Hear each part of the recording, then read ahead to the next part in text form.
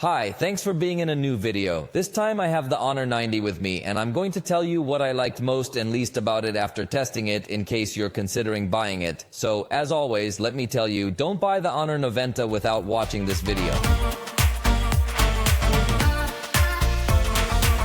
Let's consider its launch price in Mexico, which was 11,999 pesos.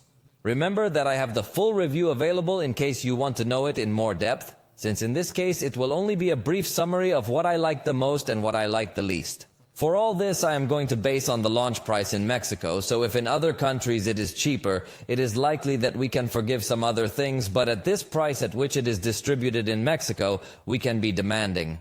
Let's start with what I liked. Its design is very nice, with a curved screen, very thin, so in this sense it does feel like a premium device.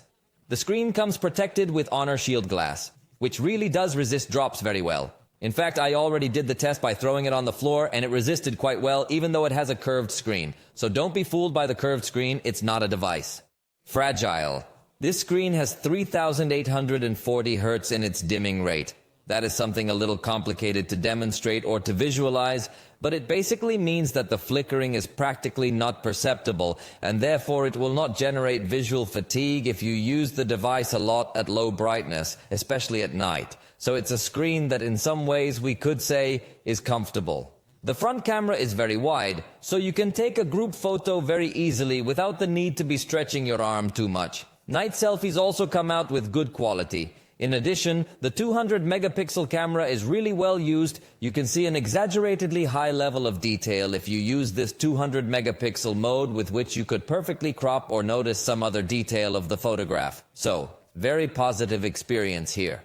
The ultra-wide camera has autofocus, so it can serve as a macro camera as well and is therefore very well used. We could say that in general the photography is good. At night with the main camera or macro shots also come out in good quality.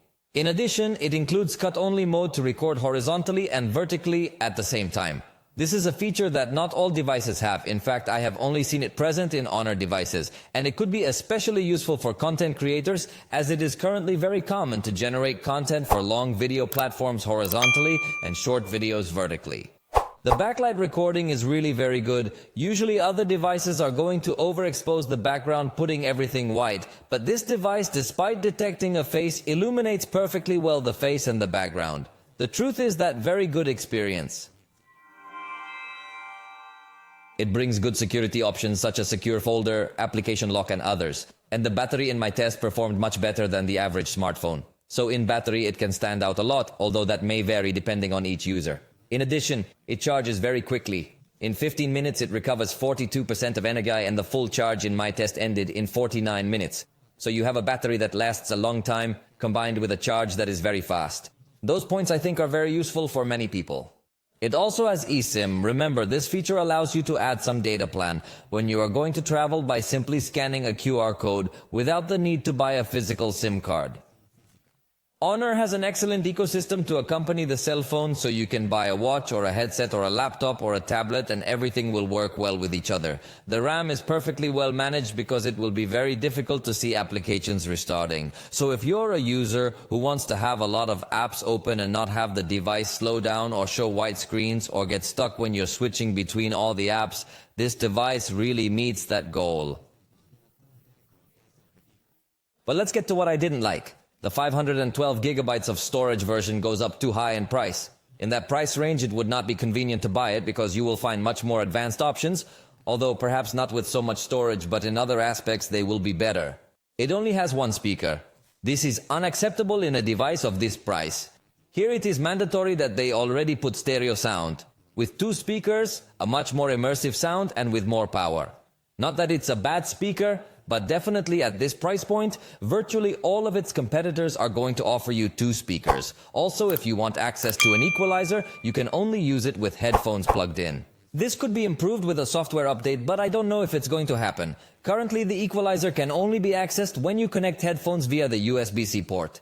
In portrait photos from the front camera, objects are not kept in focus well, so the result is not very professional, but looks completely faked. The ultra-wide camera cannot record at 60 frames per second, even in full HD. That is an aspect to consider because usually the ultra-wide camera is very useful for action scenes, but it would not be compatible with this recording speed. At the time of recording video in 4K, you have a limit of 15 minutes per clip, so you need to keep an eye on it because if you left your cell phone recording, it is likely that the recording has stopped and you didn't notice it. That's an aspect that personally bothers me a lot. Hopefully with an update they will remove that limit.